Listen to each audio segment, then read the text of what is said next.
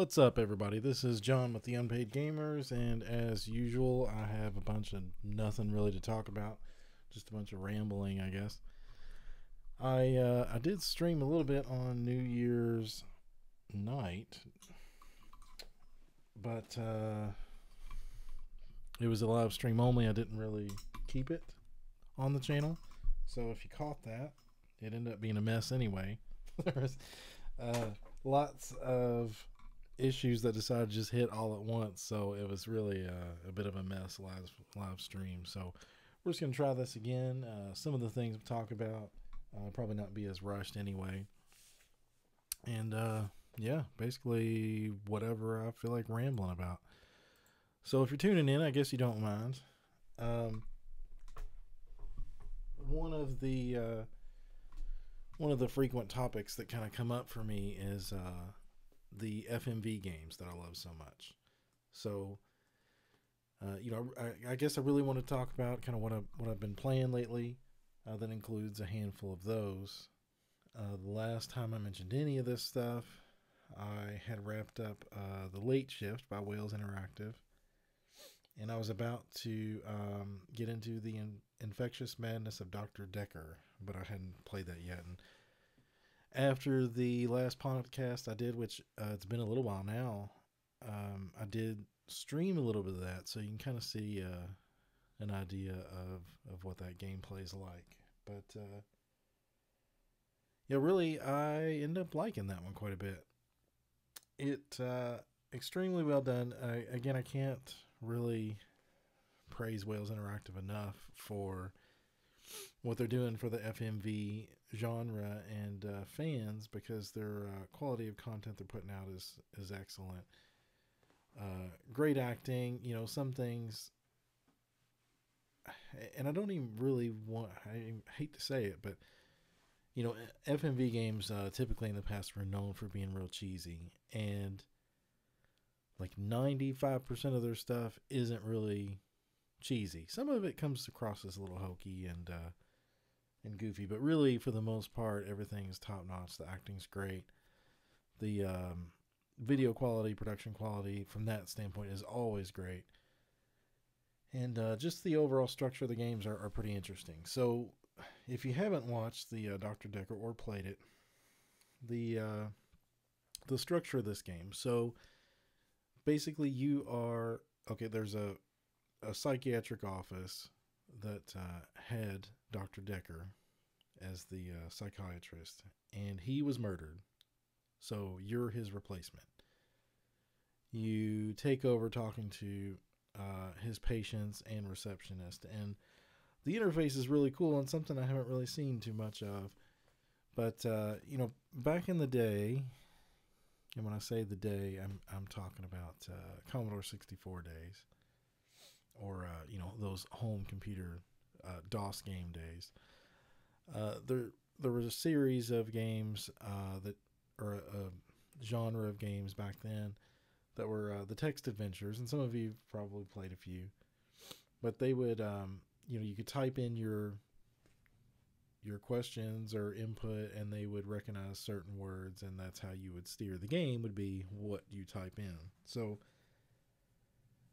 the cool thing about the Infectious Madness of Dr. Decker, and I'm not going to say that every single time because it's annoying, but the Dr. Decker game is it incorporates FMV and these text adventure games. So it's pretty cool, I think.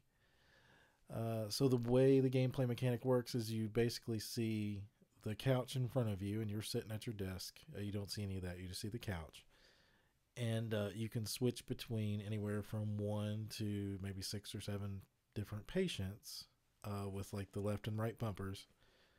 And then each one of those patients, you kind of see like a slideshow, in a sense of a slideshow, a video of them sitting on the couch and in different poses or doing things. And I don't mean like it's a sideshow, like it's just them, and it's not a static picture is really what I mean. And then from there you can talk to them, and that's the gameplay mechanic. So you can either pick from pre-programmed responses or type in with a keyboard, or with the PlayStation keyboard or Xbox, whatever. Um, Questions in there, and then they will respond to keywords and things like that. And then eventually, by the end of it, you are kind of tasked with making some decisions on what you think happened. So your whole purpose is gathering information and kind of try to figure out what's going on. And it's one of those games that's probably best like the least you know. So I'm not really going to get into that, but for the most part, everything really worked great. I guess the only major complaint I would have with this one would be uh, the text. Like when you're typing your own questions, didn't really work that great, and I didn't really expect it to. Programming an FMV game, doing all that stuff, and then having a robust text recognition system is probably too much to ask anyway. But even some of the old Commodore games and stuff, I thought would recognized some of these questions a little better. But I don't know. Maybe that's not fair because for the most part, everything that I kind of wanted to ask was already a pre-programmed response. So I think they kind of do a good job of steering you in the right direction. The questions are there. You have the freedom of asking anything that's outside of those questions. Just probably most of the time, it won't really know what you're talking about. So, they'll say things like, I don't know how to respond to that, or I don't have anything to say to that. So it's a little annoying. I mean, it kind of makes you wonder why it's even there in the first place. And I'm kind of used to playing those type of games too, so I know not to make them too specific. When you enter a question or a direction in those, you kind of want to keep it simple, almost like a Google search. Just stick to kind of keywords and basic English, and just most of the time, it just had no idea what I was talking about. I probably only had single digits, maybe, how many times it actually led me to get information that wasn't a pre-programmed response. So, most of the time, the things that I would have to ask based on what they said, I would go to this thing and it would have the question there already that they had thought of. And then there, like I said, there's maybe single digits to where the question I wanted to ask wasn't in there. I was able to type it in and they actually answered it. But for the most part, they just didn't really know what I was talking about. But it's really a minor complaint. And once I kind of got the idea that was kind of a wasted mechanic, it wasn't a big deal. I mean, overall, the story was great. It was interesting, cool content. All the acting was. I mean, they did a great job. I mean, way better than most of the FMV games I've seen. So, anyway, I would highly recommend that. I don't know the price of that one. I don't. Most of their games are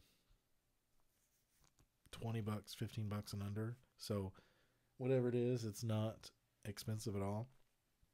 So, I'd highly recommend getting that, especially if you see it on sale. And I do know on the PSN store, at least, quite frequently those Wales Interactive games they do go on sale because that's really how I've got all the ones I got. I mean, I would pay full price, but it would be I'd see them come out and then I'm playing a bunch of other stuff, so I just don't get that one yet. But I know it's there, and then I just frequently look through the deals, and then it's all on sale, so might as well pick them up. And then a lot of these I've sat on for months and months and just never played. So. But I did, so I played all the way through that one. It was a great experience. After that, I went to the Shape-Shifting Detective, which is their next title in line, and their newest one. I would expect a sequel to that one, by the way. So it is, again, a full motion video game, without really getting too much into that story-wise either. Basically, again, there was a murder. And you are exactly what the title is, a shape-shifting detective. So, and I found this mechanic really, really cool too. So the hub, in a sense, is video of you walking down this guest house hallway. which is where you're staying. And then the different menu choices are the different rooms in this guest house. So you can go to somebody's room that way. You can go see, somebody who's in the lobby or whatever. It just kind of shows up as a menu. And then you can also take a cab, and then you can pick from the places that aren't at this guest house. So, and then at any point, you can return to your room, and anybody that you have met and talked to, you can shapeshift into them and then go back and talk to anyone that you visited previously as whoever you turned into. So I found it really, really cool because, all these games, you go around and you visit the group of people investigating a murder or whatever. In one of these cases, without going into too much detail, there's a group of three basically that know each other, and you can talk to them all as yourself, and then go back to your room and change into one of those three, and then talk to the other two members as one of their group. So it's really cool because you get that ability to kind of cross-examine or to I don't know, there's I think the voyeuristic curiosity that a lot of people have, and I guess apparently I do too, of just like what people would say about you when you're not around, to other people or to their friends. It lets you experience some of that. Now, I thought it was really, really cool mechanic. Great idea. Its execution was, again, very, very good. The acting was great. I think there was only one actress. It's not even really called actress anymore, right? It's an all actor now. Anyway, one of the actresses, I don't care, that's what I'm saying, from the previous game was in this one. And again, she did a great job. All the other cast did a great job. I didn't really encounter any kind of glitches or anything in either one of these games. Just a pretty solid experience. So I'm hoping they keep kind of churning these out. They've released a handful just within the past few years, so I don't think it's really terribly difficult for them to make. So whatever they're doing, again, great job. Keep it up. I would definitely recommend checking out that one too. And again, if you like these type of games, because they're obviously not for everybody. I kind of liken them to found footage films, and not that they're really anything like that, but you either love them or you hate them, and that's really kind of how I feel about FMV games. Is there's people that just think they suck and there's no real gameplay and the replay value's low. As I mentioned before, it's just kind of a guilty pleasure of mine and something that I love to play. So I'll try out almost all of them. So Shape-Shifting Detective, if you like these kind of games, I would definitely recommend that too. Again, I don't think it's very much. I mean, at most $20, but I know it's on the Switch as well, PS4, and I'm pretty sure Xbox One. I can't say for sure, but yeah, and I don't know the PC options. Maybe they're on there, maybe they're not. I don't know. I didn't look at that, but simple enough to research, I guess. So, The Infectious Madness of Dr. Decker and Shape-Shifting Detective is the two I've talked about. So, the last one I played, and I really had like a field day with this FMV stuff on New Year's Eve. My wife was out of town, so I didn't really have anything to do. I didn't feel like going out, so I stayed home with the dogs, ordered pizza, and played FMV games. So to me, it was a great night.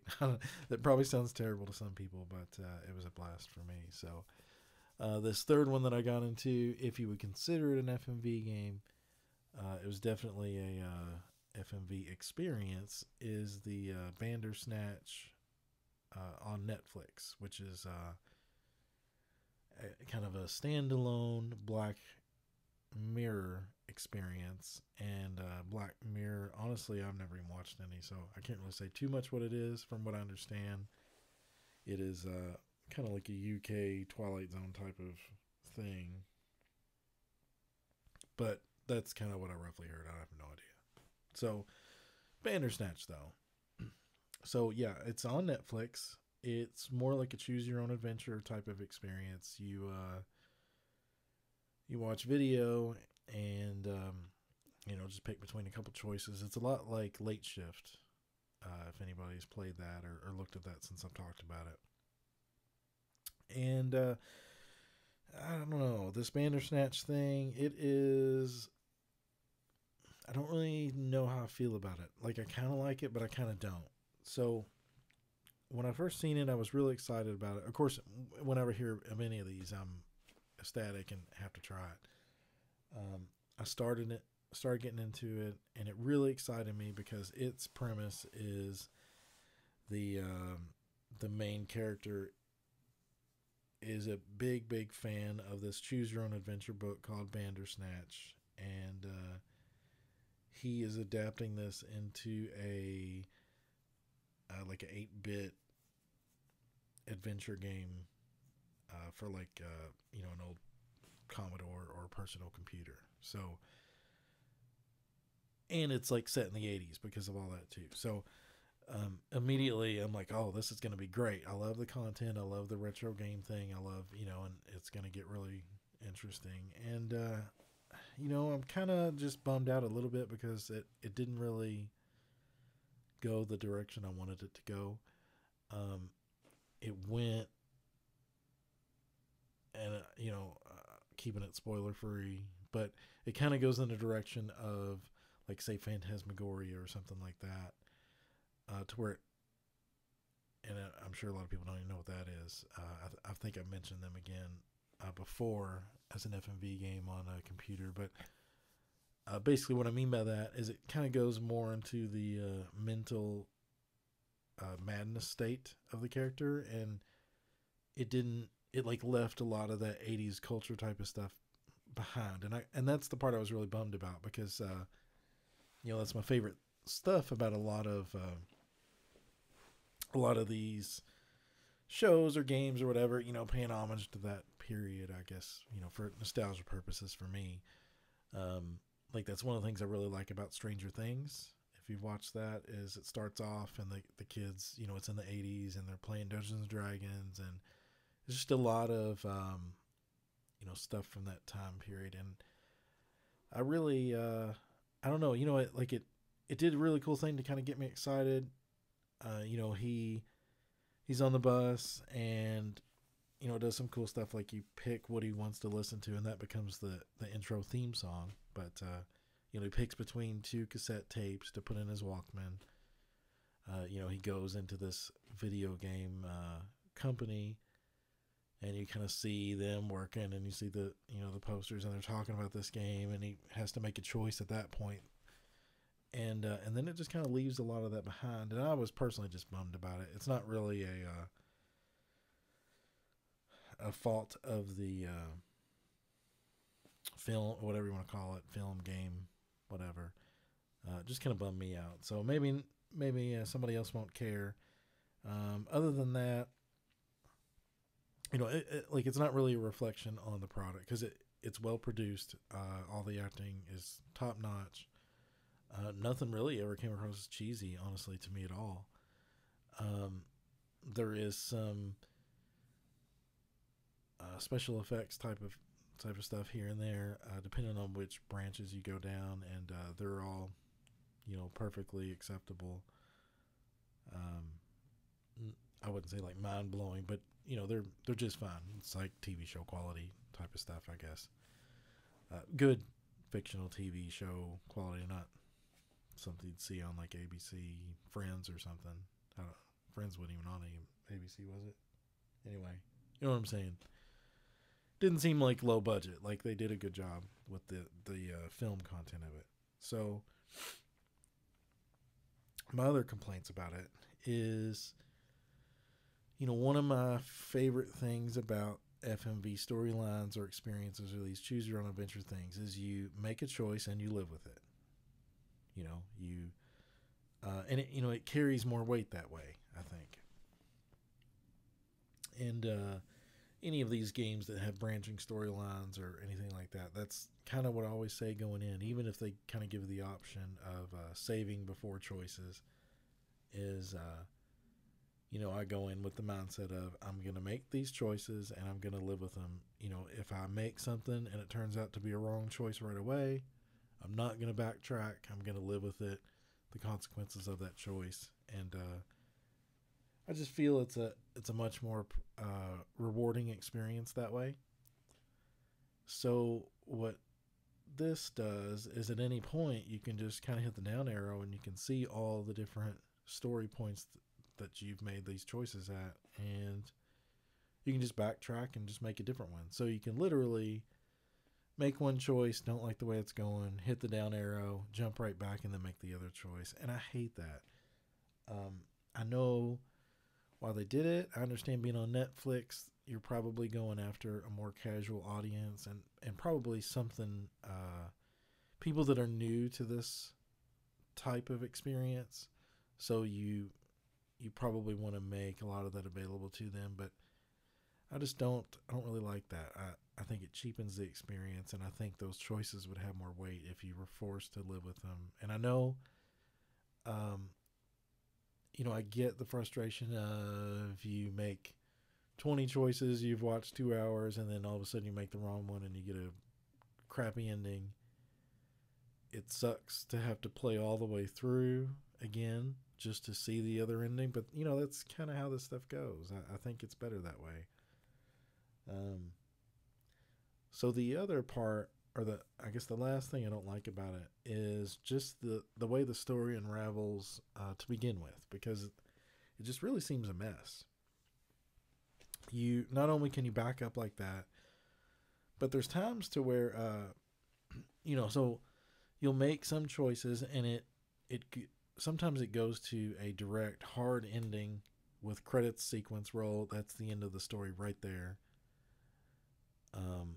Make different choices, and of course it will go on longer, and eventually you can get to a different ending with credit sequences. But then sometimes you make a choice, and it puts you to like two different TVs basically, and you kind of pick between one of the two, and it's almost like it sends you back to remake some of those choices. Now, sometimes though, you'll go down a certain path, and it's almost like you've, for lack of a better word, died or whatever, or that story ended, and it takes you back to these TVs to repick a route, but then the choices have been altered. So some of that is intentional, but it's just very unclear the way this lets you go back and replay scenes between that method and the other method. Like it just loses the strength of the narrative that way, and it just seems very convoluted. I would have liked to have seen it be a little bit more clear cut on what is intentional replaying of scenes and what is you backtracking and making different choices because one choice sucked.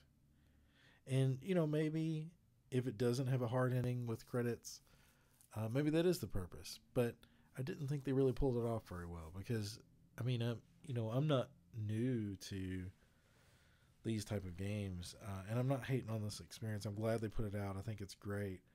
I think especially introducing people that have never played these type of games to something like this and making it available on Netflix is a great idea.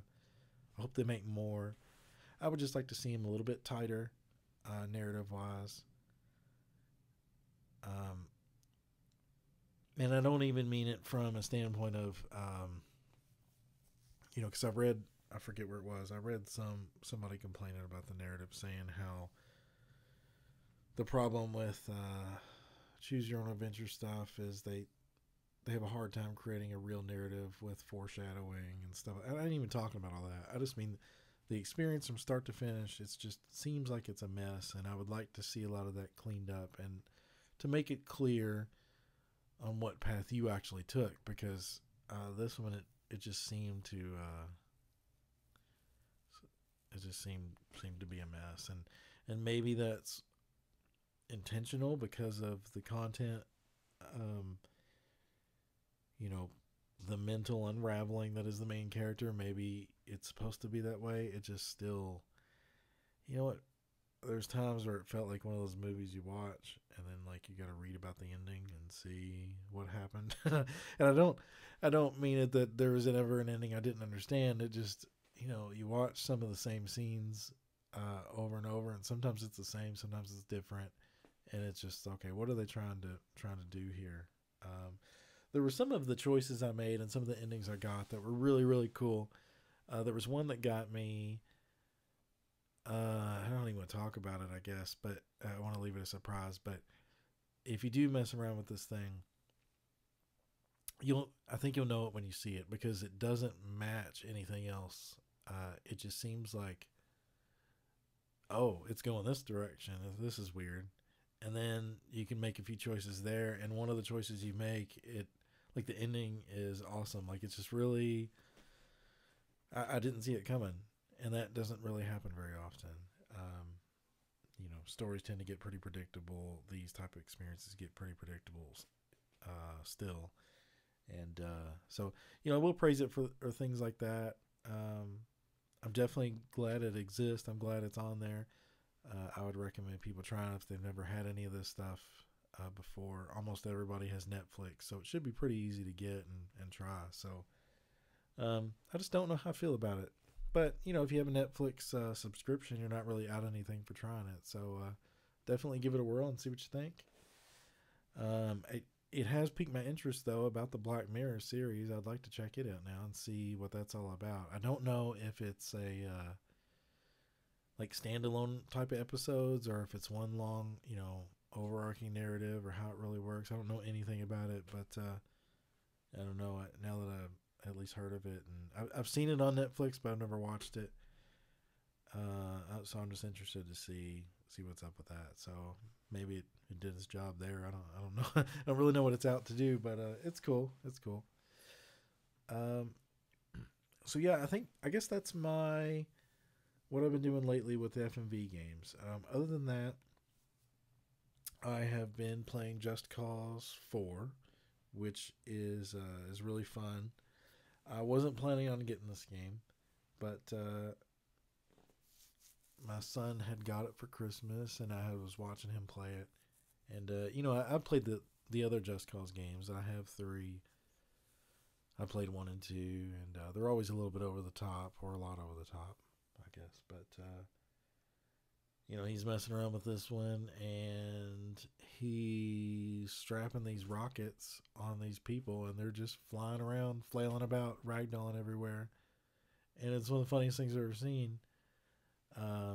They have, with these little grappling, you can hook these like hot air type of balloons on people, and they'll just float away, or put them on cars or whatever. And I was watching them goof around with that, and I said, okay, fine, I'll just see. I got a gift card for Christmas anyway, so I decided to just use it for that. So I have been playing Just Cause 4. I really like it. About the only complaint I guess I would have with it, and it's not that you can't figure it out, it just seems a lot of the times, at least at first, especially if you haven't played any of these in a while, because I played 3, but for 1 it's been a while, and then 2 I didn't beat it or really get too much into it. So I started at 4, and like there's a lot of mechanics to it, a lot of buttons, a lot of things do things. I didn't really know what was going on, and it doesn't really care to explain it. So I hate to even admit, but my son's all about the Just Cause games, and I just, instead of really looking on YouTube, really checking into it or reading about it, I'm sure I could have found a manual or a guide or whatever. I just said, hey, what what do you do? What is this? What do you do here? What do these mean? And thankfully, kids these days watching their YouTube all the time, he knew what was up and filled me in. I feel like an old man though who don't know what's going on. That's really what I feel like. So that's kind of first with that. Usually I'm explaining games to him, but either way. But yeah, so there's a lot to it. but my big complaint, for one, is it doesn't really do a good job of explaining how the missions and how that stuff works, and like how you really go about unlocking things and really how to progress. Like it's not like there's this big, easy, clear cut mission structure you follow. I mean, once you kind of get the hang of it, you can see and find things to do and drive it that way. But there's a few times where I've looked at the map. I'm like, okay, where do I go to progress the story now? So I think they could have done a better job with that. Other than that, though, it's a blast. The action's super fun. The gadgets to play with are super fun. Everything feels serviceable, at least. Driving cars and stuff doesn't feel as good as, like, say, GTA or something like that, but it never has. But it's also just fine. You know, that or and maybe I'm just used to GTA and the way that handles or something like that. But because the planes and cars do feel different. They don't feel bad. They're just a little different, and but They don't really feel as responsive either. It's kind of hard to put my finger on, but I don't know. It just doesn't quite feel as good, but it's close. It's good, and it's definitely good enough. So either way, all that stuff is it's a blast. The game looks great. I really like one of my favorite things about the game, and it's a small thing, but you start it up and you get a Just Cause logo, and it's got clouds and like thunder in the background, and that's cool enough. And it's loading. Well, then when it gets to the main menu, start game, options, whatever, the background changes and you just see like what looks like I don't know, gameplay, I guess. Like say you just see a village or something. Well, then you hit start game and it just goes from like grayscale to color. The menu goes away and you're in the game. There's not like another load. So it's really cool and seamless. Like the first time I did it, I didn't really expect to just already be in the game, but so that very initial main menu load, which honestly isn't that long to begin with, it just loads the game and has it ready for you, and then if you click continue, you're in. So I thought that was really cool. You don't see that really too often, if ever. So I've been playing that. What else have I been playing? I've been playing one of those pinball games, not the what is that? Let's see. Hold on. I don't want to get them mixed up. Because there's two on PS4. I don't like one of them. Okay. Pinball FX3 I do not like at all. And it's a shame because they have some really good licensed tables. They have like Back to the Future, Star Wars. They took over like the Williams licensed tables, things like that. But I hate the freaking game. I can't stand it. For one, it doesn't look like real tables. Like, I mean, it does, but it's like, okay, so its rival, I would call it rival, I guess. The other one, which I do like, is just Pinball Arcade. And it does like faithful recreations of arcade or pinball titles. Have I been saying arcade? I think just because arcade's in the name. Pinball is pinball is what I'm talking about, by the way, if I screwed up anywhere along the way. So, Pinball Arcade simulates real arcade. There I go again. Pinball tables. So, simulated real working mechanics like the bumpers, the little tracks, all that junk. Is like how you would find it if you came across the pinball machine that it has in there. And it has licensed tables, like at least mine. I know they lost a few licenses, so they can't sell some of these again. But I have like a couple Elvira tables, and I think is there a Phantom of the Opera one? And just just a bunch on there. So the big difference, Pinball FX3. They'll have, like, say, Back to the Future table. But for one, the camera pans all over the place. It doesn't stay at the view of the overall table, which I hate. I'm sure you can change that. But by default, you see a lot of that, and I just don't. It just rubs me the wrong way, I guess.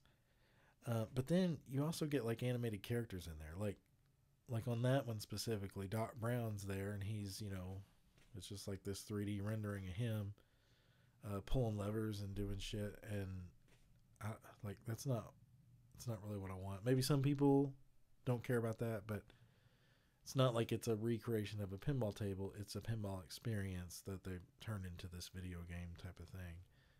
Um, and then what I really hate is maybe there's a setting for this, and I really don't know. So don't crap on me for getting wrong. But I played it, and like it doesn't. The freaking controller doesn't vibrate when you hit the bumpers, or like the ball hits the bumpers or the flippers or any of that stuff.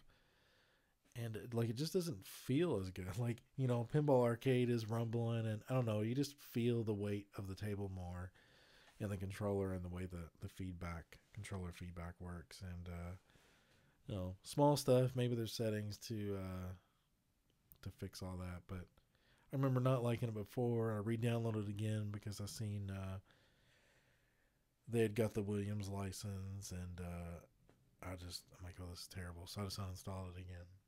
So, but anyway, Pinball Arcade. I reinstalled it. Been playing it. I think that's about it for PS4. Now I have been playing a lot of Switch though too. So on the Switch, I've been playing. So I tried Mario Party. That's cool. If you haven't played Mario Party, I have never played any Mario Party prior to this one, believe it or not. So it's basically, if you're in the same boat as me, a video game, like board game type of experience. You have a board game with Mario characters, its own little rules and mechanics and traps and things to do. And then you go into these mini games after every turn, and and it's you and however many players and some CPU players, and compete for coins and things like that. And it's just really fun. If you like board games, if you like group party games, I've heard that some of the earlier Mario parties are a whole lot better. They kind of lost their way, and then this one's kind of a little bit returned to form, but not really like the other ones. But I can't really speak for all that. I just know that I've played this one, and this is the only one I've played, and it's a fun social party game for sure. My son had fun with it. Other than that, Smash Brothers, I started playing that, and it's another one that I've played it before. I have played it before, but I never really got into it, and I never really understood the hype behind it, honestly.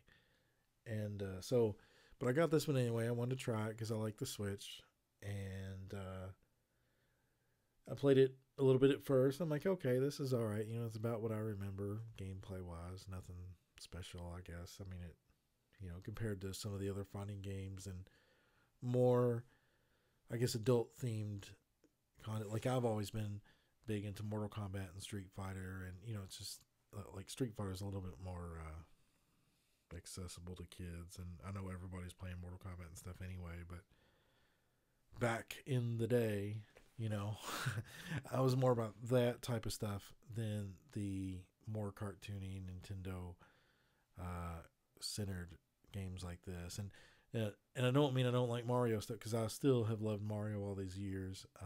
My favorite system of all time is Super Nintendo. One of the greatest games I ever played is Super Mario World. Dumped so many hours into it.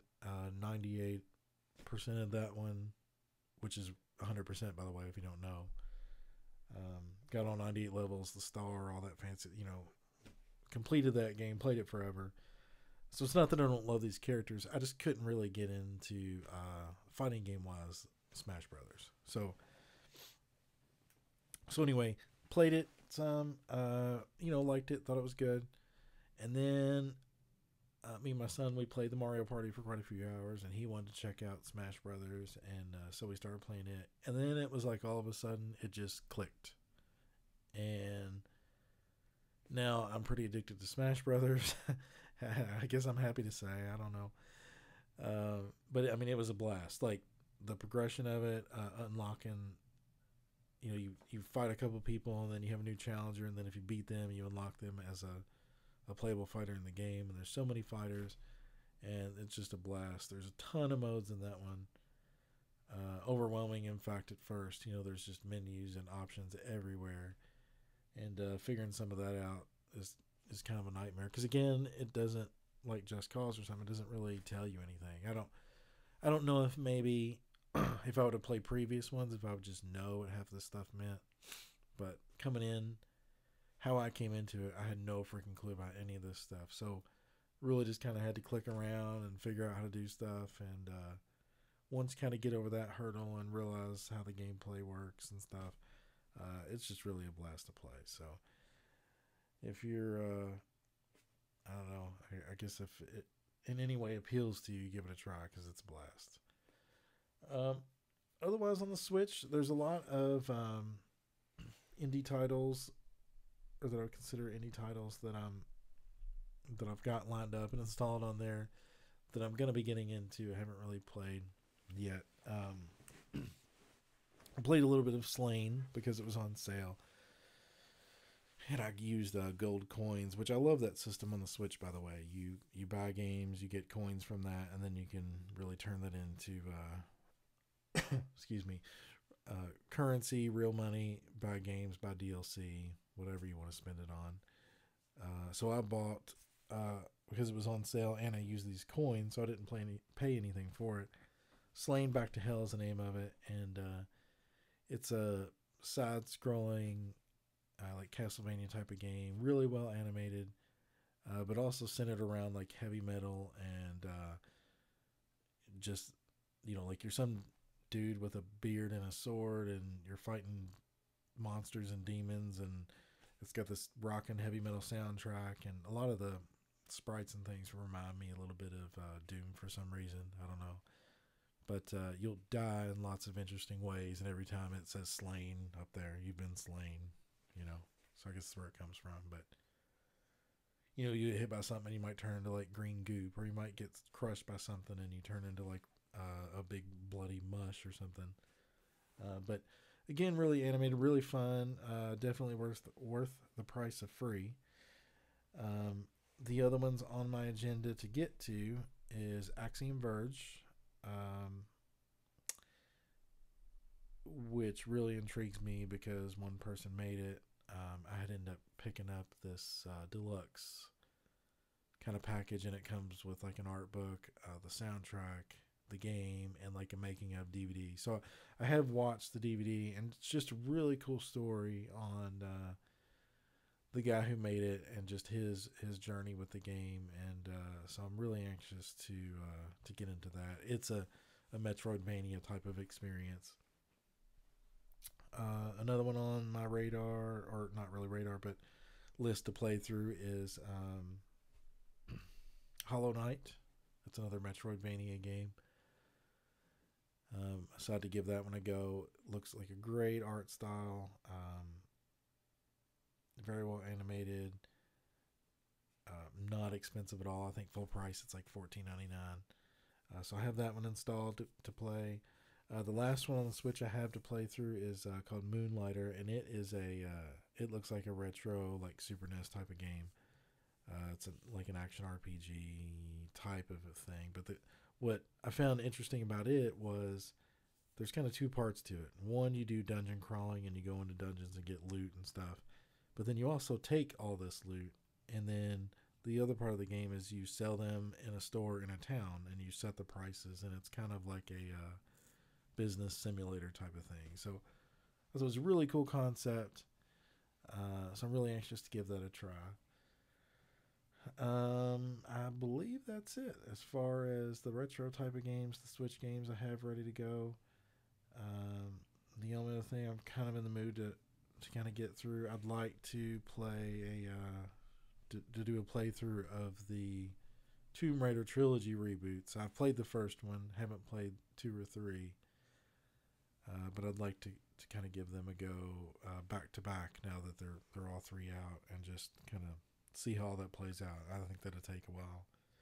I've done it before with trilogy trilogy of games, and I like doing that when I can find time to just kind of play things like that, like as a whole narrative. I did it with Uncharted. I've done it with Mass Effect and a few others, just back to back. And sometimes, Mass Effect, it took me 6 months to play 1 through 3, and I know that's a long time, but I wasn't like trying to hammer through them either. Like I would just play them like I would play them normally.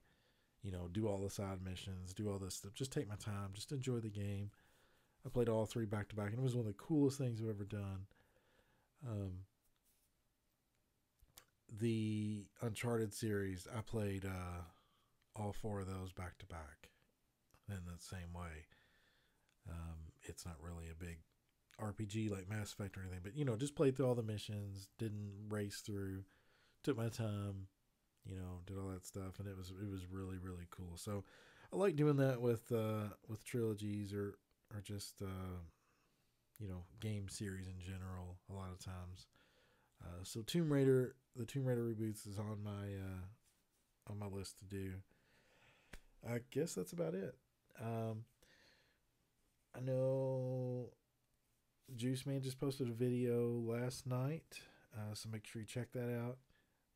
We still got a lot of ideas that we're planning on doing for videos and podcasts and just different things. So keep an eye out for that type of stuff. I'm not sure what I'll stream next. I don't think I'm going to go back and stream whatever that game was, Shape-Shifting Detective. I don't think I'm going to go back and do that. But I will probably, I don't know. If I do Tomb Raiders, I may do some of that. I may do some Just Cause. I don't know. We'll see. I'll find something, I guess. But otherwise, thanks for listening. And I don't even know how long I've been talking, but it seems like a while. Not really talking about anything. So if you did make it this far, I appreciate you listening. And stay tuned in the future.